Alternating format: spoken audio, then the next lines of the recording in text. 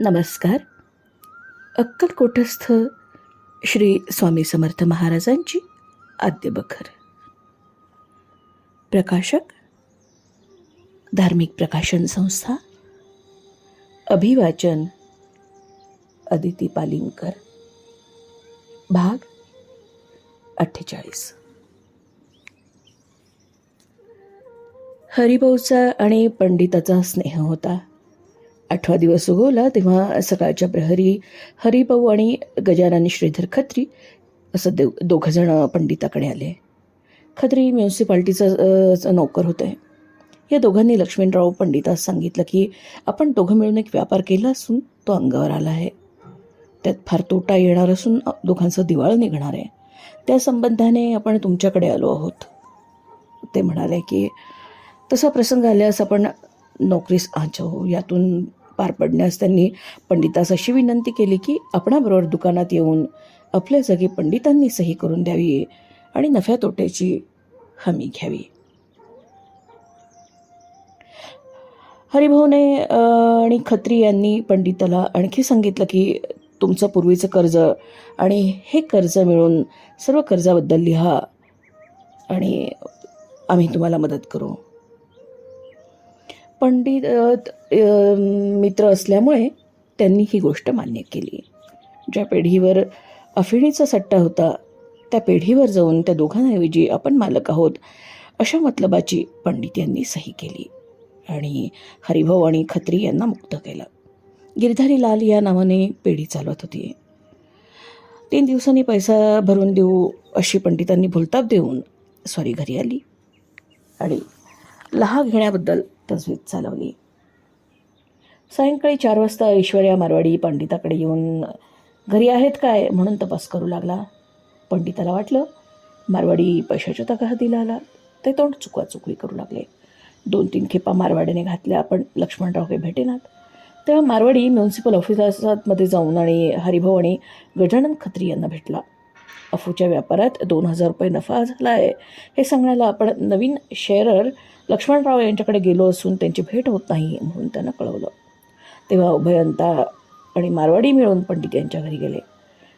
मारवाड्यानं सांगितलं की माल पूर्वी विकला नव्हता, हल्ली तार आल्यावरून माल विकला, त्यात 1.5 नफा मिळाला आहे. 2,000 रुपयांची रक्कम पेढीवर येऊन घेऊन जावी.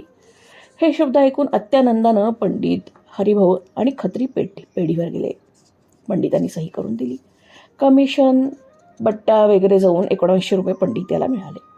ते घेऊन सर्वजण घरी आले. पंडिताने श्री स्वामी समर्थास नवल केल्याची गोष्ट आणि त्याची प्रचिती आल्याची गोष्ट उभयंतांना सांगितली आणि म्हणाले अक्कलकोटाला जाऊन आल्यापासून वाचून आणि रुपयाला काही आपण हात लावणार नाही. हरिभाऊ आणि गजानन याला मोठं आश्चर्य वाटलं आणि त्यांनी निश्चय केला की अशा अवतारी सद्गुरूंचं आपणही दर्शन घेऊन पुनीत होऊयात. नफ्यापैकी 300 रुपये बरोबर घेतले आणि उभयंतांनी 15 दिवसाची रजा घेऊन त्रिवर्ग अक्कलकोटाला जायला निघाले. दाजीबा भोसले आणि त्यावेळेस सरकार इच्छेवरून मुंबईस ते राहत असत त्यांची शिफारस चिठ्ठी घेऊन त्रिवर्ग अक्कलकोटाला गेले. तिथे गणपतराव जोशी यांच्या वाड्यात उतरले. दर्शनाकरता महाराजांचा तपास केला असता ते चोळप्पाच्या घरी असल्याचं कळलं. तिथे जाऊन त्रिवर्गांनी श्रीदत्ताची आनंदमूर्ती झोपाळ्यावर लीला करत बसलेली पाहिली. तिघांनी दर्शन घेताच महाराज म्हणाले व्यापार केला तोटा आला. मला नवस केल्यावरून 2,000 रुपये नफा झाला. अभिजाव साले हा. हे शब्द ऐकताच तिघांचीही मने विरघळून जाऊन नेत्रातून प्रेमाश्रू वाहू लागले. नंतर आज्ञा घेऊन तिघेही बिराडी गेले. माघ मासातील ही गोष्ट आहे. रात्री असा प्रकार झाला की एक चोर येऊन त्याने तिघांचेही अंगरखा, पागोटे आणि सर्व कपडे चोरून ते निघून गेले. सकाळी कपड्यांचा पुष्कळ तपास केला. पोलिसांकडे वर्दी दिली पण काही उपयोग झाला नाही.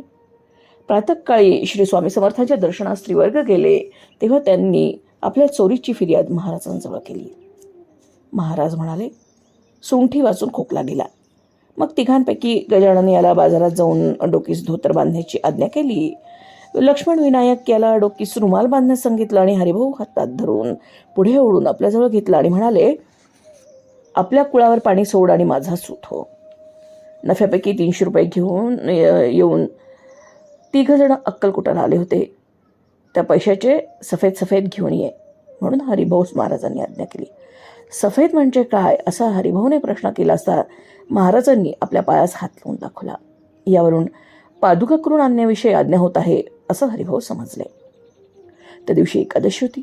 मुंबईहून महाराजांकरता तिघांनी आपल्याबरोबर उत्तम प्रकारची केळी आणली होती. लक्ष्मण विनायक यांच्या मनात आलं की एक केळ सोलून महाराजांना खायला घालावं. त्याप्रमाणे एक केळ सोलून त्यांनी ते महाराजांच्या तोंडाजवळ नेलं. ते न खाता मोठे क्रोधायमान होऊन महाराज म्हणाले, तेरे को खाशी है वस्तू आते हा, तुम्हें आड़ के पिच्छे जाके खाना. हे शब्द ऐकून सर्व मंडळींनी लक्ष्मण विनायक या सांगितलं, तुम्हावर प्रसाद झाला. महाराजांच्या आज्ञेप्रमाणे आडाच्या पलीकडे जाऊन त्यांनी केळं खाल्लं.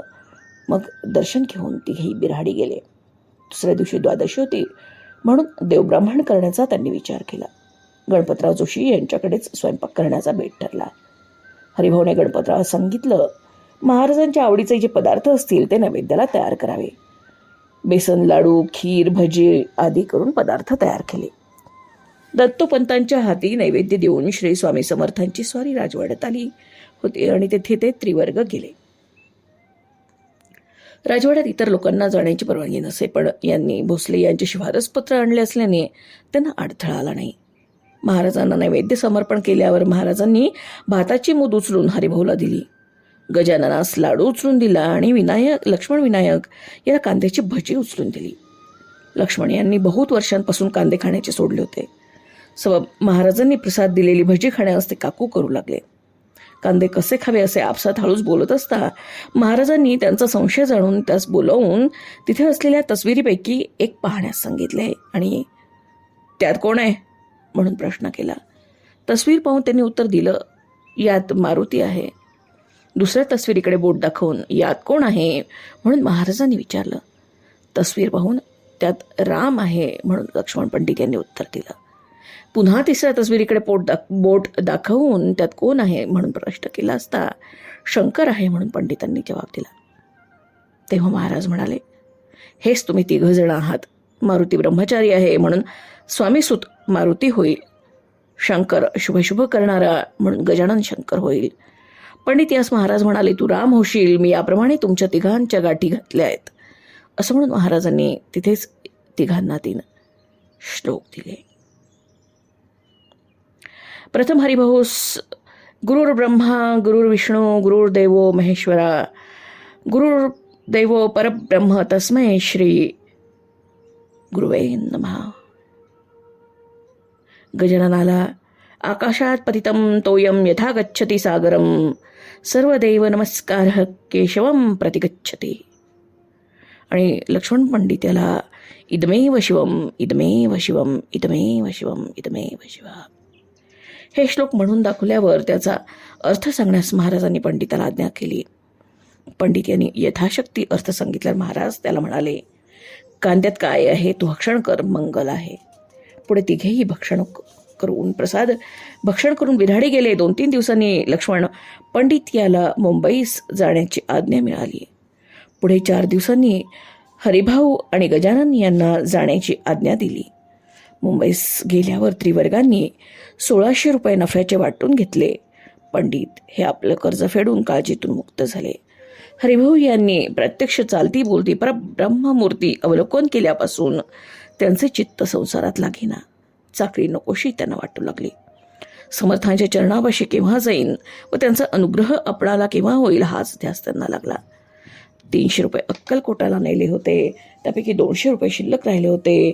त्याच्यावर चांदीच्या पादुका बनवून त्यावर वेलबुट्टी वगैरे काढून 15 दिवसांच्या आतच हरिभाऊ आपल्या 2 मित्रांसह श्री स्वामी माऊलींच्या दर्शनाला अक्कलकोटाला पुन्हा गेले. अक्कलकोटाला गेल्यावर चांदीच्या मढवून आणलेल्या पादुका श्री स्वामी समर्थांपुढे हरिभाऊने ठेवल्या. त्या महाराजांनी तेव्हाच आपल्या पायात घालून त्याचवर बसले. सतत 14 दिवसपर्यंत महाराजांनी पादुका आपल्याजवळ ठेवल्या आणि नित्य पायात घालून त्याचवर मोठ्या प्रेमाने ते बसत असत. ह्या चांदीच्या पादुका आपणास प्राप्त व्हाव्या म्हणून सवेकरी लोकांनी बहुत खटपट करून पाहिली, परंतु महाराजांनी त्या कोणास दिल्या नाहीत. ते म्हणत, हे माझं आत्मलिंग आहे, मी ते कोणास देणार नाही. पुढे 14व्या दिवशी हरिभाऊ दर्शनास गेले असता त्यांना आपल्याजवळ ओढून घेऊन म्हणाले, तू माझा सूत आहेस. तू आपला सर्व धंदा रोजगार सोडून बंदर किनाऱ्यावर जाऊन मोठा किल्ला बांधून ध्वजा उभी कर. मग पादुका महाराजांनी आपल्या हातास, पायास, तोंडास वगैरे सर्व अवयवास लावून हरिभाऊस हात जोडून उभे राहण्यास सांगितले आणि त्याचकडून 3 वेळा उठाबशा काढवल्या आणि सांगितलं की हे माझं आत्मलिंग त्या किल्ल्यात मांडण्याकरता तुला दिलं आहे. तू माझा आजपासून सूत झालास. पुन्हा हरिभाऊ आपल्या पोटावरून हात फिरवण्यास सांगितलं हरिभाऊंना आणि पादुका मस्तकावर धारण करण्यास सांगितल्या. मग काय विचारावं. हरिभाऊंचा आनंद त्रिभुवनात मावेना. ते आनंदाने नाचू ओढू लागले आणि श्री स्वामी नामाचा जयघोष करू लागले. पुढे पंडित गजानन आणि हरिभाऊ असे त्रिवर्ग आपल्या बिराडी गेले.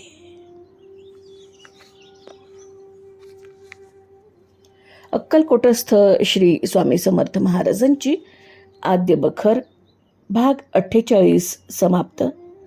क्रमशः धन्यवाद. श्री स्वामी समर्थ. जय जय स्वामी समर्थ. श्री स्वामी समर्थ.